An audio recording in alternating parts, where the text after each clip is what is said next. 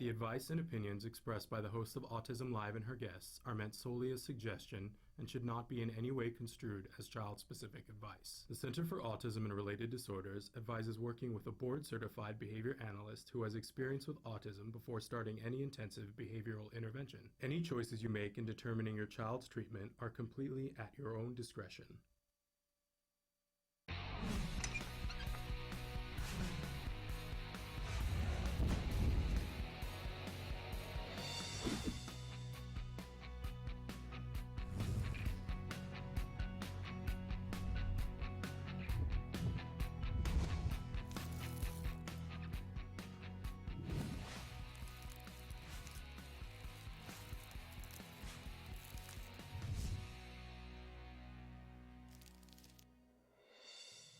Good morning and welcome to Autism Live. I'm Shannon Penrod and we are coming to you from the Warner Center in Woodland Hills, California. This is the home for Autism Live. It is also the home for the Center for Autism and Related Disorders.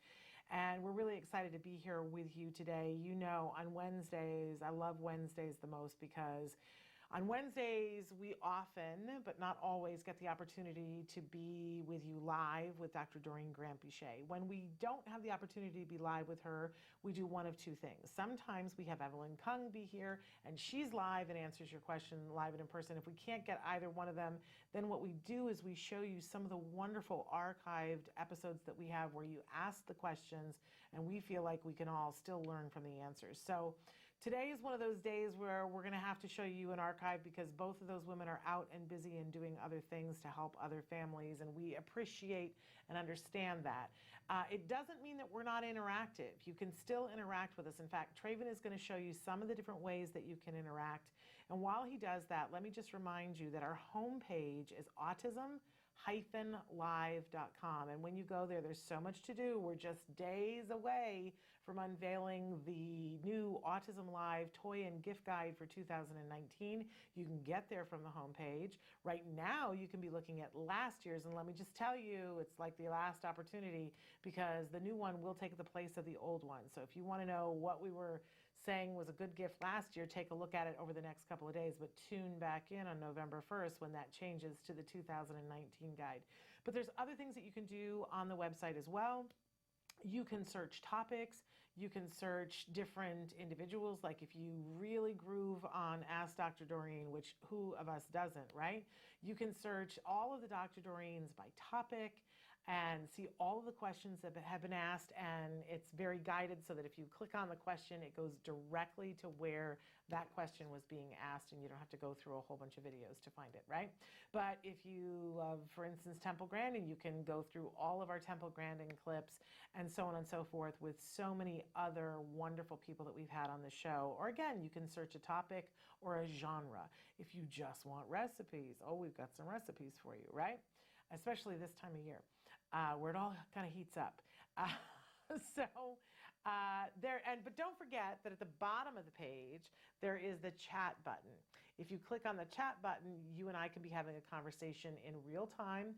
But we do encourage you, whatever way works best for you. A lot of you like to write to us on Facebook or on YouTube. We love how you talk to each other on YouTube. So whichever way fits you best, but those are just some of the different ways and some of the different things you can do from our autism-live.com. So I wanted to take just a second on Friday, we are also going to be showing a really oldie but a goodie of Let's Talk Autism with Shannon and Nancy. And I promised you last week that I would give you guys a little bit of an update from Denim Diamond and Stars, which was just the other day. And it was an amazing event. We'll have pictures and a video and update hopefully for you next week. So those of you, I know that we did the live feed and we had a lot of trouble with the stream, so it kind of started and stopped, and some of you were rightly frustrated. I want you to know that we're working on that so that no matter where we are, even if the configuration of it was that we were in a spot that was a little bit further away from the windows, and it was, at that point there's just not much you can do because it's live. But we've got something in the works so that we won't ever have that problem again. We're working on it. So anyway, I just want to let you know that above all, the thing that happened on Sunday night was that a tremendous amount of money was raised, and that money goes to grants and we're very excited about that above all else. I will say, too, there were a couple of highlights that I just want to briefly touch on that, of course, huge, I think, for me, the biggest highlight of the night was seeing Dr. Doreen Granpeesheh accept her award. But my friend Nancy Allspot Jackson sort of tore it up with her speech, too. I don't think there was a dry eye in the house, really. Erin Murphy was absolutely wonderful and stunning, accepting her Cowgirl Award. But I gotta say that there was a young woman who sang, who stole all of our hearts. I had already gotten to see her sing before, Chelsea Darnell.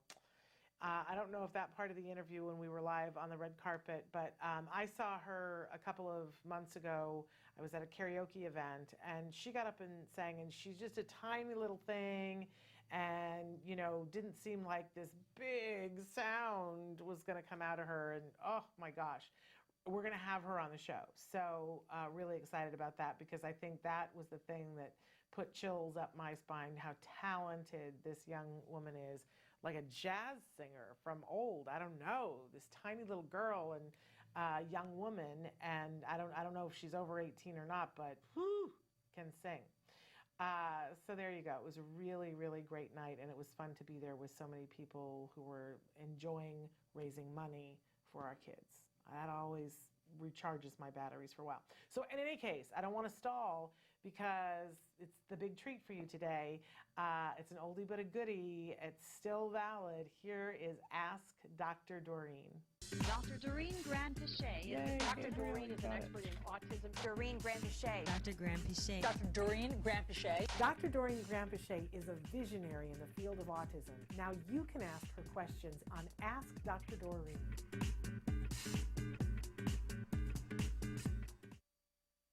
Back to Autism Live and to Ask Dr. Doreen. It's so good to be back. It's been a while. It's been a long time, yeah. And we always miss you when you're gone. Thank you so much. But we know that you have other important things to do and other important places to go. I appreciate it. It's been a lot of traveling for me, but I also know, I think the show was off for a few weeks anyway. We've had a couple of shows off here and there, hit and miss. So it's good to be back. It is good to be back. You. It's thrilling to be back. Always wonderful to be here with you.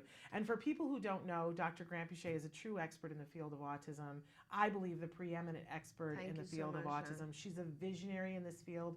She can not only see what's coming around the corner, which I think is amazing, but she's always thinking about the entire autism community, not just the individual, although of course the individual, but thinking about the family and the community and how we can get the entire community to participate so that we can remove roadblocks, right? And make more things possible. That's right. Well, I appreciate you. Thank you very much. I do say behind your back. You embarrass me. No, I I say behind your back all the time that I would follow you into a burning building, because I would know you were going in for a good reason. Yeah. Right? And I would. I don't know too many other people. I mean, like, obviously I would follow my son into a burning building, but even if it was my husband, I would be like, honey, what are you doing? Why are you going into the burning building, right? So I think there's you and Jem that I would be like, no, I'm going in. Love you. But Thank you so much. I would know you were going in for a good reason. Even with Jem, I would be like, I don't know why you're going in. I'm not sure if it's right, but I'm going in with you. Yeah. Yeah, with my husband, I'd be like, don't do that. I've asked you not to do that. I love my husband. My husband's the best. He is. But I would still be like, honey. I'd be questioning him anyway. Of course I would.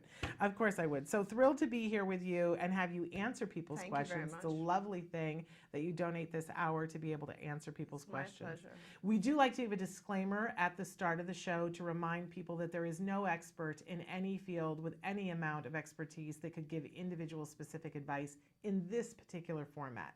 So that's not what we're doing, but if you write in and if you're as specific as possible, what Dr. Granpeesheh will do is she'll give you information based on her knowledge, but then you need to take that back to the experts who have eyes on the individual to help you to figure out what to do next. Right. But you know, this is a huge savings of time and money, and it's a great thing to take a tour of Dr. Granpeesheh's brain so that, you know, you don't have to, the amount of time you would have to spend looking up the answers that she gives you, you would never have enough time, because it's a lifetime of experience. And continues to be learning. Well, I also learn a lot of stuff as time goes on. But you know, that's another thing that I really appreciate about you is that I have had the opportunity now to be in a lot of rooms with you, and see. And when I tell you guys, she's the real deal. I have seen many times when I thought, well, the easier decision would be to do one thing, and you never pick the easy way. You always pick the right way. I'm always impressed, always, Thank you, Shannon. with That what you means a lot decide to to me. do. Thank you very much. And I know for people watching, you know, it can be very confusing in the autism world about who can you trust, who's in this for the right reasons. And I always say behind your back, I don't think I say it enough to you, but she's the real deal. She is the Thank you real, very much. real Thank deal. you very much. Always I doing the right appreciate thing. that. I Thank you so appreciate much. it.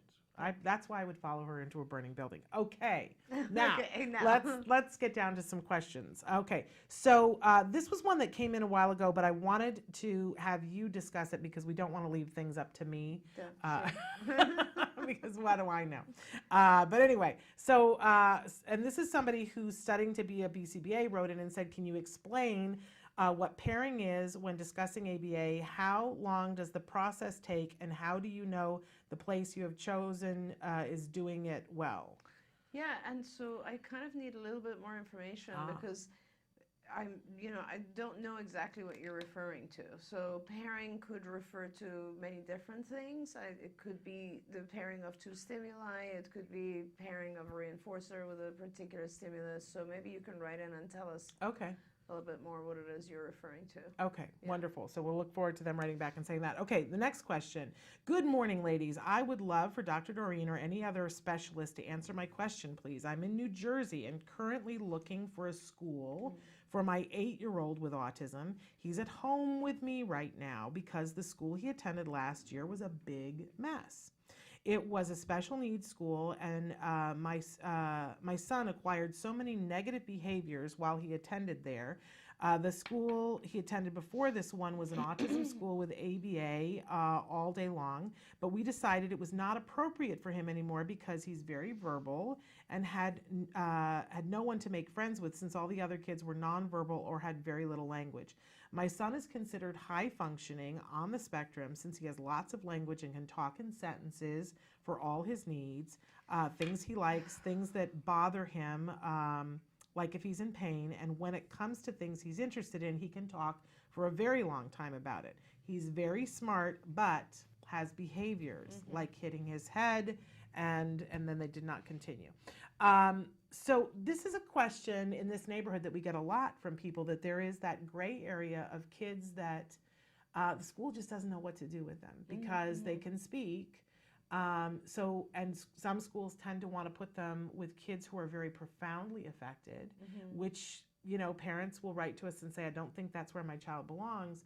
And they don't know because schools don't quite know what to do with them. So what would you suggest? They're in New Jersey. Right. So, and I was looking at it from also a different perspective, which is that if a child has a lot of deficits, is like suffering from sort of severe aspects of autism, then those are the times where you might actually look at special education, which this is special education. And then you would say, okay, now I'm focused, because there are so many things to teach, I will focus on those things that are the most necessary, the most important, like let's say language, communication, safety, whatever it is, right?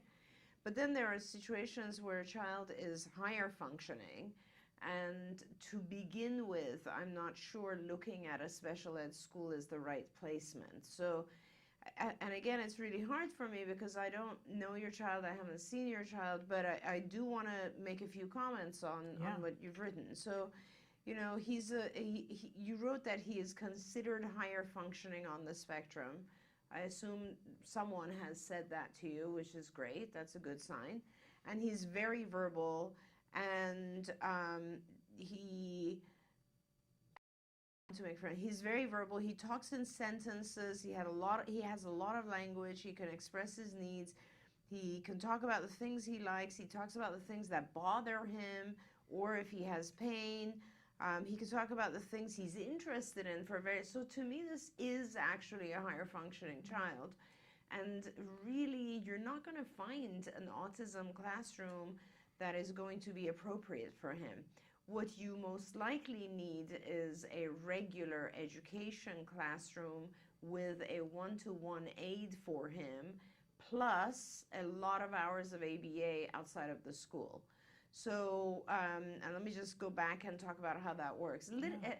I just want you to also know that hitting his head, it has nothing at all to do with the severity of his autism. The hitting his head has to do with frustration, not knowing how to express his frustrations, and not understanding, not being able to self-regulate. You know, we all get upset.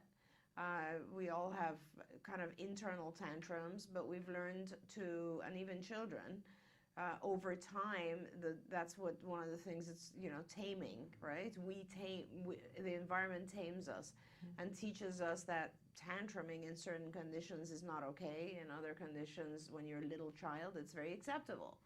So what happens with our kids is they never really learn that hitting his head and so on is not okay.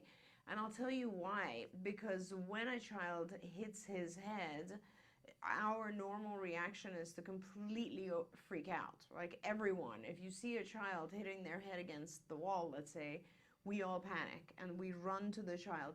And what the child learns is that this is the easiest way for me to get attention.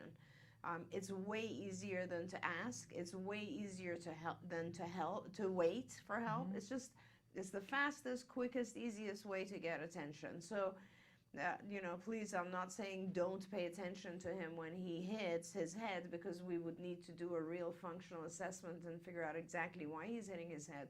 But what I'm telling you here is that hitting your head doesn't detract from the high functioning level of autism that he has. So, being a high functioning child, you need to shoot for a little bit higher goals. And what that is regular education with lots of modifications for him. And that goes through an IEP. So you can have an IEP, an individualized education plan for him, where you request a one-to-one aide who's helping him through every activity, and modifications, accommodations. That's what they're referred to as accommodations. So things like, you know, you will be given the homework ahead of time. You will be told the material that he needs to study. The one-to-one aide will help make things a little bit easier for him, et cetera, et cetera. So a lot of that sort of stuff is modified for him.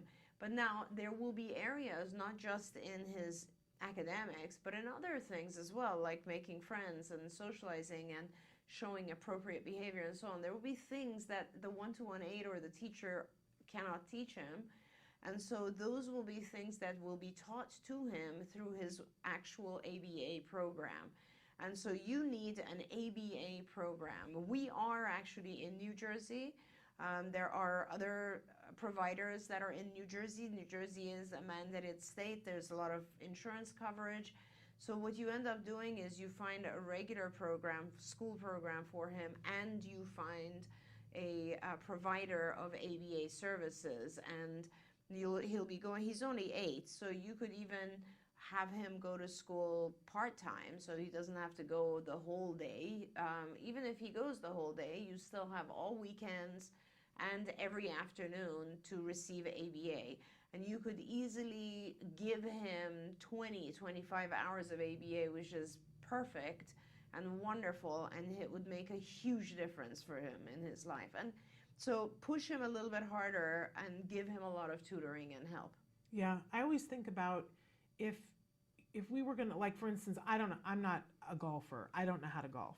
And if I were to go and you know, somebody handed me a golf club and said, okay, let's golf now, and you got 3 seconds to hit this tee, and I'm not going to do it right the first time. And if they said, well, now you just forge on.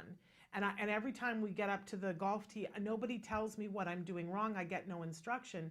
By the 8th hole, I'm going to be frustrated. I'm not going to want to do it anymore. I'm not going to be having a good time, even though it's supposed to be something that's a leisure activity. Absolutely. And for our kids going to school, it's that times a million, because they're every single activity at school. If you don't know how to negotiate it, you just keep hitting a wall and it doesn't work, right?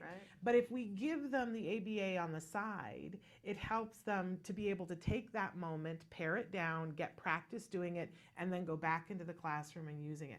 So for the younger kids, I hear you say all the time, when we have the 4-year-olds who aren't ready to go to school yet, and school wants them to come to nursery school, keeping them at the center, getting them revs so when they're 5, they go, great. But for the 8-year-olds, I think we forget all the time how important it is to be giving them a workout area where they can perfect the things that they want to do at school. Absolutely, Shannon. And also, it's even more than that, I think. It's not just that they don't know what to do, it's also that they've learned a completely different thing to do, which now becomes completely non-functional for them. So just as an example, I don't remember which wise mom said this to me, but it was definitely a mom who said that when our kids are young, when they're babies, they cry. Yeah. And we learn to, when you're typically developing babies, right? And that's fine, because that is the way the baby communicates. Yeah. They cry one way if they want to be changed, one way if they're hungry, one way if whatever, they want attention and play or whatever it is, or if they're tired, right? So we learn that. Now, with our kids on the spectrum, with typically developing kids, at one point, it's not appropriate anymore. Like at 1.5 or 2, if someone's crying for food, every mom will hold the food and say, use your words, right? Tell me what you want, whatever it is, right? We teach our kids that way. With our kids on the spectrum, we don't do that because we're so shocked by the label autism. And because in some cases it's hard for them, right? It's they have apraxia, they have other issues, so they can't really switch over to other more adaptive ways of communication. Right. So these types of things like hitting their head, tantruming, and so on remain as forms of communication. And then they go to school, and all of a sudden, guess what? It's not okay. So, it's not the child's fault by any means. These are things that the child has learned have been effective for him in the past. Yeah. Now he's going to school. And yes, of course, this mom is right. There's a lot of school programs that just don't have the resources to help with these types of situations. But I have to tell you, and Shannon, you'll agree, for those of us who've been around for a while, this is a good era to have a child with autism. Really, let me tell you, like, having a child on the spectrum and having access to insurance coverage is incredible. Having so many people in schools who actually even know what autism is incredible. I mean, just 10 years ago, there was no health coverage at all. So think about that. I mean, I will say, though, that I do think that the education system has not caught up to how well our kids can do.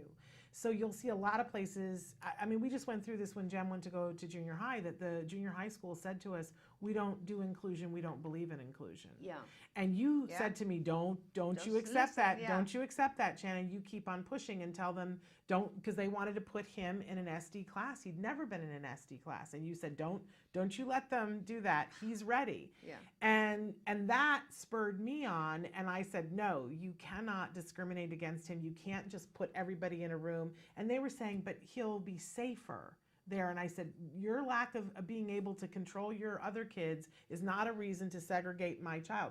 And as a parent, you have to get your Norma Ray on. You really 100%. Do. And you have to go in and say, it's a free, appropriate public education, and it's individualized. That's why it's called an IEP. Right. So this isn't, what you're offering me is not appropriate for my child. It has to be individualized. My child needs to be in a gen ed classroom with support. And FAPE, the free appropriate public education, it's in IDEA, and it says in the least restrictive environment. That's right. In which your child can access a floor of opportunity to access the curriculum. Right, absolutely. So you have the right for your child to be in that gen ed classroom. That's right. But I do think that the frustration piece, as you were saying, the ABA, look, I have a whole new take on tantrums in the menopause years. I have a whole new take on them because I have thrown a couple of tantrums recently, right? Yeah. Because if I can't get anybody, I think there is a cruel joke in life that menopause comes when we have teenagers. I think this is particularly God laughing at us, right? Yeah. And it's just God giving us the opportunity to go to another level. Is that what it is? And so I'm at that other level. I'm at a higher learning frequency then. But I've thrown a couple of tantrums because it's the only way I can get somebody to listen to me. Right. But when somebody gives me more skills so that I can communicate, than I do. And if your child is getting the ABA piece on the side, then the tantrums won't be there, the banging the head on the desk won't be there, which means the school will be better able to see what's happening. Because schools look at the hitting the head and they go, oh, that's not the gen ed classroom. It can be, it should be. Right. But I do think that you're still going to have to do some inroads and be a little bit of a pioneer for the inclusion piece. But you will leave with more for your child if you do, and you'll leave behind a legacy for other people coming behind. I know when we left GEMS Junior High School, they said, thank you. We didn't know that we could do what we just did. That's amazing. And I said, I knew you could do it. That's amazing. That's and it awesome. It was amazing. That's So, awesome. so stick to your guns. But I did that because you said to. Well, I'm glad you did that, because not only for GEM's sake, obviously, but also for other kids and other parents. Like, part of this, I think, is just also our own internal fears. Oh, yeah. Like, as a parent, you just don't want to push your child to the point where they're tantruming, right? So it's like we end up also avoiding that experience, and we also worry and fear our children failing. So we only tend to do what that teacher was saying, put them in an environment where they're safer, because you know, safety means everything's fine for now. Right. It doesn't necessarily mean things are going to be fine in the future, right? Because this child needs to learn stuff that he will use in the future, and he's not going to learn it in this class. So those are the types of things, like, we just have to be brave about this. It's not, as a parent, and I have to say, and I don't know about other fields because this has been my life, right? I don't know much about anything other than autism. So this is a field where every positive change has been brought about by parents. Parents have done everything in this field, and you have to be a parent. You are a parent. You have to be one of those parents. You have to be fearless, and you have to continue this march. That's what it is. Yeah. It's a process. You and I are now looking back and saying it's so much better now than 10 years ago. Yeah. Are you kidding me? You know, 40 years ago, people didn't know how to diagnose it. Nobody knew what it is. Right. So I love to think about where we're headed. Oh, the progress has been astounding. Yes. It is absolutely amazing. So we're going to take a break, but when we come back, we're going to be answering more of your questions, and you can write in on our live features. I haven't been able to access them yet, but I'll be taking a look during the break to see what you guys are writing in, questions on Facebook, YouTube, you name it. So stick with us. We'll be right back after these messages.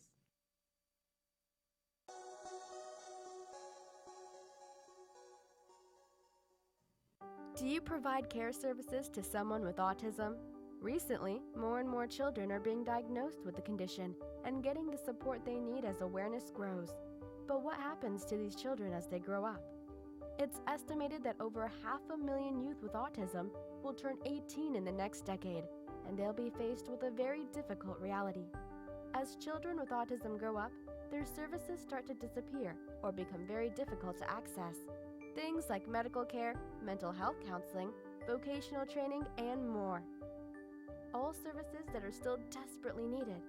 The loss of support that youth with autism face as they grow up is so severe that it's referred to in the autism community as falling off a cliff. Adults with autism need the same level of support they had as children to avoid falling off the services cliff. Introducing Skills Living, the web-based software designed specifically to help transitioning youth and adults with autism so they can avoid the cliff and instead fly to success. With Skills Living, help your learner with autism develop the skills they need in all the critical areas of adult life, including self-control, planning, and problem-solving, effective communication, performing life skill tasks for independent living, acquiring and maintaining employment or other meaningful activities, developing and maintaining social skills and relationships, accessing transportation and public services, and being safe. Skills Living includes a comprehensive assessment, a data collection mobile app, behavior intervention plan builder, and automatic progress reporting. It also provides a complete curriculum addressing 16 key areas spanning the entire range of functioning adulthood. Skills Living is easy to use and can be implemented by schools, parents, and autism service providers. Call or click today for your free demo and see how Skills Living can help your learner with autism avoid the cliff and instead reach their fullest potential. Skills Living. Wish, Learn, become. You say howdy, we say hi. Let's get rowdy, let's get wild. Let's get wild. Let's get wild. Let's get wild. Let's get wild. Hi, welcome back to Autism Live. I'm Lisa Ackerman. We're here doing allergy-free cooking, and I brought my sister with me today. Jamie Davis, thanks for having me. A lot of people are asking about a allergy-free breakfast, and breakfast can be full of crap. But it's full of crap cereal. and it's hard to do. We Yeah. don't have time in the morning. We're in a hurry. We're going completely nut-free. The recipe is not Personality, we can't do anything can't about. do anything about that. So we're going to start off first with, I'm using sorghum and brown rice flour. I find the texture good, and I've added some flaxseed meal. We talked about that last time, flaxseed meal for poop. Almost every one of our kids has a poop issue. What's next on the recipe is the quinoa flakes, baking powder, cinnamon, and the xanthan gum. It brings the glutinous texture back into the flour, and often what happens with these recipes is they can fall apart. This one holds up nicely. I like it. For the folks that are egg-free, we have a ton of egg replacers. One of those can be the arrowroot starch or bringing back some additional flaxseed. So there's a lot of options to go eggless, but we're going to go egg full in this one. For sweetener, I use the maple syrup. I stay away from refined sugar. What I'm adding now is the coconut milk, maple syrup, and a little bit of the coconut oil. And we're going to add in the raisins, craisins, and chocolate chips at the end. I find that chocolate chips can coax people to eat some really amazing things. When we started, Jeff had 42 food allergies, so we had to get creative in how we cooked. So nuts were a big, big issue. What I like now is that he can tolerate so many more things after we start doing this diet. So let me show you how you can deal with this sticky stuff here. You get your fingers really wet, and you can push it down. So my oven has been preheated. It's at 350 degrees. So we're gonna just throw this in. Like I said, I like it around 23 minutes, and the magic oven says, I'm done. Looks like, don't you love magic ovens? They're awesome. There we go, pops right out. The texture of these, and it's so pretty. It looks almost like a big chocolate chip cookie, but you actually made it healthy. But you can be my guinea pig. Tell me what you think. That looks really good. Doesn't it? So the textures and the colors in there are just beautiful. So the raisins are for you, the chocolate chips are for your kid. I can't believe it's gluten-free. I know, right? It doesn't taste like, crap. We're wrapping up another cooking show. If you have feedback, you can email us at autismlive@gmail.com. We're, of course, on Facebook. You could go to facebook.com/autismlive. And, of course, Talkin' Now has thousands of recipes. Join me there, and we can cook some more later on. So thanks for joining us. You say howdy, we say hi. Let's get rowdy, let's get wild. Let's get wild.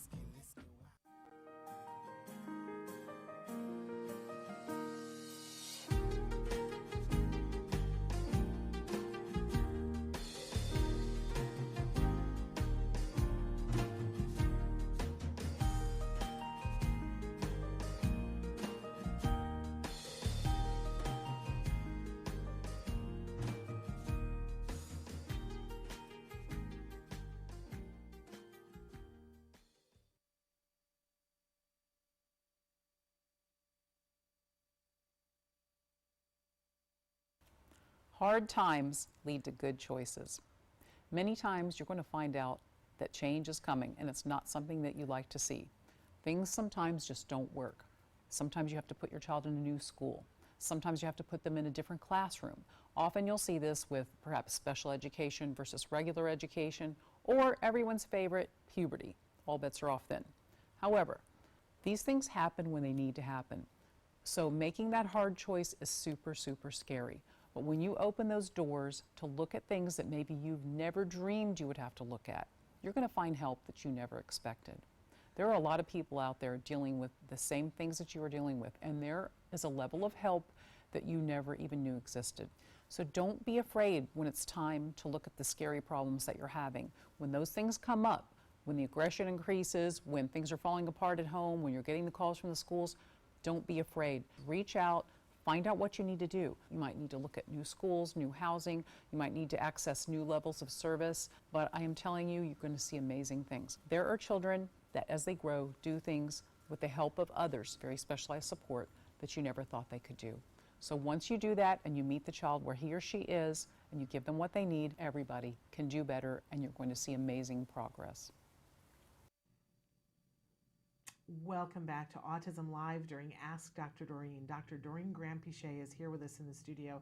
She's answering your questions in real time. Now, we had a bunch of comments that came in on Facebook, and of course, on mine, they're a little bit mixed around, so I'm going to see if I can get this right. We had somebody who wrote in and said, are there any tips for someone who is nonverbal starting a pre-K program? He says, how do I help him to transition to preschool?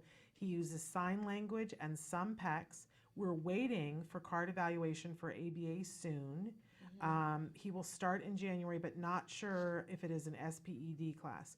And a couple of people have written in talking to him saying that they had a child went to an autistic pre-K class. He only had to go 8 to 11, so it wasn't bad. If he's having trouble, you can request this so that it's a part day. And somebody else who said the teachers will quickly pick up on his cues. And they said he's really academically smart. He knows all his letters, knows all of his numbers, 1 through 20, knows all of his colors and all of his shapes, memorizes words. He's working on tracing letters and numbers with his finger. He's able to drink out of a cup, now. There's just no verbal communication. And so a lot more discussion among the people about the verbal piece. Does that parents say how old this child is? I think, Gabriel, on the first part that I don't have, we got an age, didn't we? It's pre-K, so is it 3 or 4? Yeah, preschool soon, so we don't have an actual year. Yeah, I mean, there's a few different things here. So the fact that he knows all those things is great. Those are concrete skills that have to do with memory, and that's great for him, and that's very, very good. It doesn't jive with the fact that he's tracing the letters with his fingers. So my first reaction is, oh, his fine motor skills are delayed. Like, you need to make sure that you do a broad assessment, which skills really provides that to a large extent, so that you assess across the board. So make sure, because motor is very important for everything. It's gross motor develops, then fine motor, then oral motor. So the fact that he's not talking and he's tracing with his finger makes me think there's a motor issue, which could also influence the movement of the tongue, right? So I would definitely do more practice on the oral motor muscles. And of course, speech paths are very good at. He's about to be 3. So he's really young. He's a little guy. That's awesome. I wouldn't be worried about him. He's way too young right now to establish that he's nonverbal. So please, let's not go there yet. Yeah. I would really focus a lot on oral motor exercises and trying to get utterances. Does he, since you're live, this is great. Like I'm like in. Does he make any sounds at all when he wants things, for instance, or is he completely mute? Like even grunting. Right. That's right, really and let us important. know. So I would really focus on those things. Now, I'm a supporter. I'm a stronger support. Well, there's good stuff about sign language and there's good stuff about PEC's program. I wouldn't do both, definitely. I mean, he's super smart if he's communicating with both. Super smart. Like he's tolerating you guys. You know, like he's like, all right, fine, change languages. I'll do both. But I would, if it was me, I would probably choose PECs only because the world can understand PECs, right? Not everyone can understand. He says cookie, so he can say cookie. Oh, you need to work on language. You need to work on language. It's super exciting. So let's talk a little bit about the next steps, because you got to do a whole bunch of stuff now. He's a 2-year-old. You have to, don't even worry about school right now. Just put that on the side. This is not something you need to focus on. What you need to focus on at 2 is getting him a 40-hour-a-week ABA program. Yes, you heard me. 40 hours a week, 1-to-1 ABA. And that program will come in and work heavily. They will use PECS probably as his primary mode for now, but they will use it to get his language going. So this will involve a lot of verbal imitation, and you can start that right now. In fact, please go on Skills. I'm like, now I want you to start today. Yeah. So go on Skills. Skillsforautism.com. Skillsforautism.com, and you will answer questions. Go in the, just get licensed. I'm not sure how much it is. It's very inexpensive. Well, I think that it's around $75 a month, but when you call to get it, and we do encourage you to get Skills to start, because you'll be able to see exactly where he is. But when you call, say that you're calling because you saw it on Autism Live, and ask them for Shannon's friends and family discount, and they'll take off quite a substantial amount. Like, That's I think great. it's 30% off if you say that you're calling after seeing it on Autism Live. That's perfect. And if they don't give you the Shannon friends and family, call me, Yeah. and I'll make sure that you get that, because there is a discount. So you definitely need to do that. So please become a Skills member. Then you'll receive a whole ton of questions. Now he's only shortly 3, so it won't be as many questions as if he was 8. So, but you'll get a whole ton of questions, probably around 300-400 questions. When you get these questions, you can go and come back, and you don't have to do it all in one sitting. When you get the questions, just answer them. The questions are very simple. Does your child do X? And you say yes or no.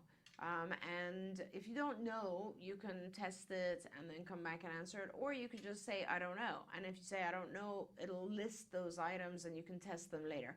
But they're basic things, but they're across all modalities. So they will be from language, social, play, academic, adaptive, cognitive, and executive functions, and what am I missing? There's one, motor. Did I say motor? So it's across all areas of functioning. You'll get questions, and you'll say yes or no. Anything that he can do will go into a pool of, great, these are already mastered. Like, for instance, academically, he'll be very advanced, okay? Anything that he cannot do will go into sort of a supermarket of lessons and skills that need to be taught in order to catch him up to his age, okay? Which will be a lot of language, possibly a lot of social stuff, and so on. I just want to remind you, because I had forgotten too, they're saying that they're in the process of starting with CARD, and that CARD has just come to their town. So they're just opening an office in their town. So they're going to ask you to do the skills assessment anyway. They are, but I just don't want to delay things. Exactly. And that's great if you are starting with CARD. Maybe even just send your information to Shannon, and honestly, we can walk over and ask admissions to push it forward as much as possible. I just want you to start, because you have a child who's not yet 3, who is showing signs of being high functioning and intelligent, and the nonverbal part is what we do. We'll teach him to speak. It's just, I want you to start and not waste any more time, because it's super exciting to get your child in there and to try to teach him or her as much as possible. And there are things that you can be doing on skills as you wait to ramp up to having your therapist for a CARD. Absolutely. So, and for people who are watching, and I don't have my little tent, Veronica, I know that you're watching. If there's any way you can go in my office and bring my little skills tent into me, because I rely on it greatly, and I don't have it on my desk today. But Skills is a wonderful tool that you can use in a lot of different ways. But one of the things you can do with Skills is take an assessment, and it will tell you exactly where your child is.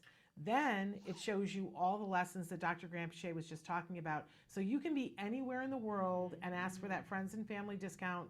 Tell them Shannon sent you from Autism Live.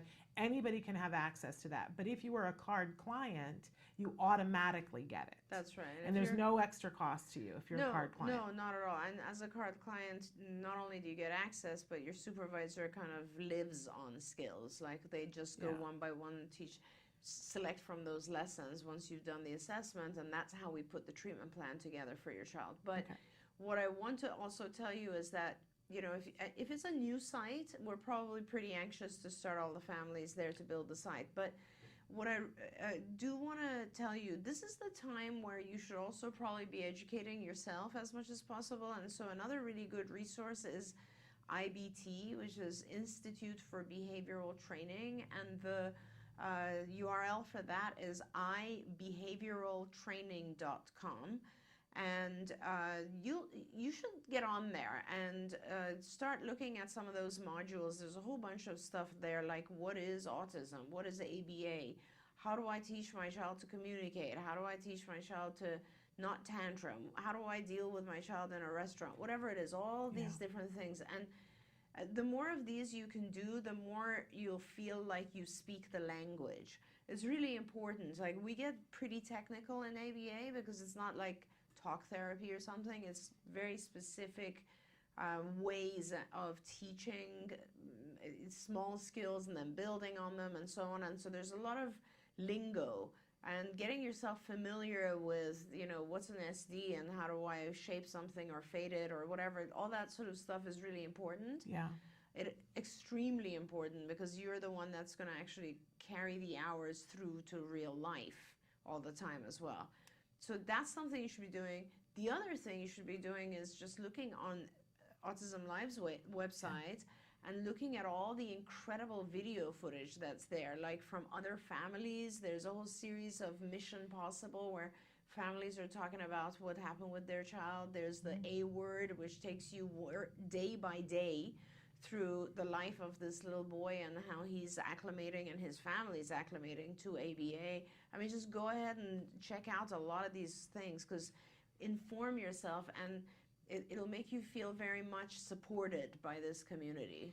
I have to say, I mean, I'm very particularly proud of the fact that we have a playlist that's just jargon of the day. We've been doing this for years, where we take a jargon term and I give you the actual definition and then I make fun of it, the actual definition, and then I give you the watered down, like the, you know, how to understand it from our point of view and give you an example. And I love that I'm hearing from all these colleges that they're using it in their BCBA programs. No way. And cracking up because I make fun of, I say, and now the definition that will give the BCBA's hives, but that we can understand. And they're using them to actually train the BCBAs, which I get very excited. I get goosebumps when I hear that from colleges and universities and BCBA programs. But it's meant for the parents, because I do make fun of the terms that you guys use and go, let's make it easy. So in any case, I definitely see that you're doing a lot of the things that Dr. Grandpichet asked you to do. Want to remind you, and we're going to take a break so that Veronica can give me my little skills tent so that I can be talking more proficiently about skills, because there's a phone number and I can't remember it. But I want to give you my email address so that if you want to reach out directly to me, s.penrod@autism-live.com.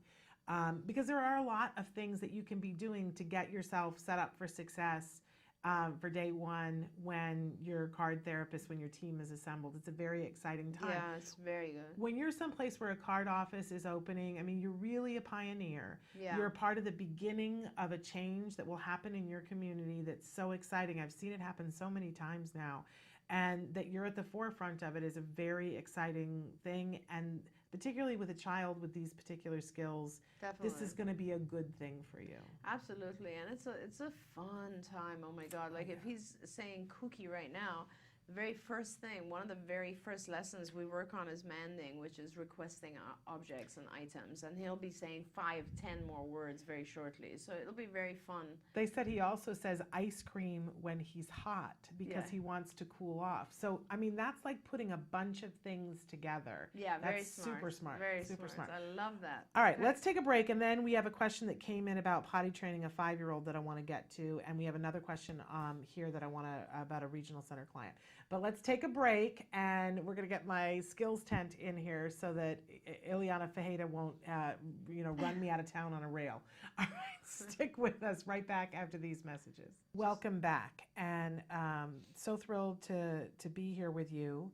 I love somebody said, I just happened to stumble upon this. I'm definitely going to look into skills. Let me just tell you, we couldn't find the tent, but here's the phone number for skills. You can go to skillsforautism.com, but the phone number is 877-975-4559. Don't forget to say, I was watching this on Autism Live and I want Shannon's friends and family discount.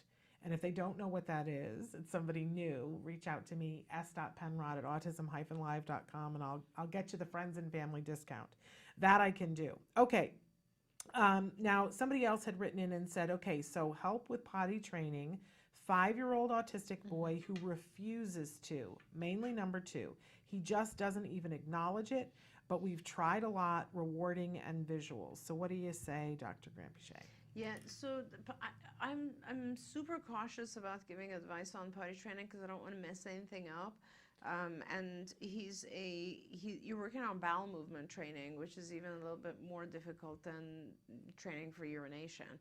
But what I always say is we have 2 things going on. One is we have a series of videos here that we've done on this subject, and Sienna, I believe, did a really kind of extensive one, and you can look that one up.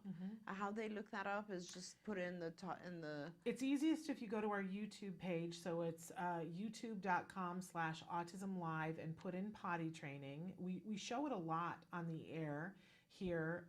But the other thing that you can do, quite frankly, is if you just Google Ask Dr. Doreen. Okay. Because what that does, and this will be coming on our new website on November 1st as well. That's great. But right now, you can go to the YouTube page and look up all the Dr. Doreen videos, but it doesn't tell you what all the topics are. If you want to know what the topics are, just Google Ask Dr. Doreen. It will send you to a page that's on the CARD website where it's all text.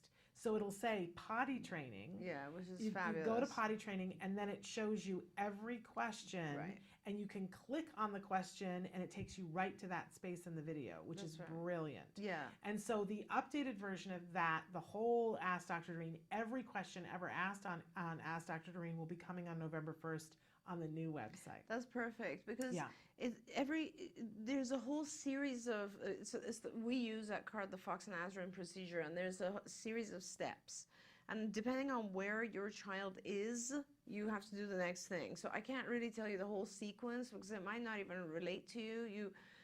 Maybe he's completely trained for urination and we're just talking about bowel movements. Now if we're talking about bowel movements, it becomes really important to figure out if there are signs that you can tell he's about to have a bowel movement. These signs could be anything from sometimes kids will go and hide in a closet or somewhere because they really want privacy. Sometimes parents can just tell by the way they tense their body.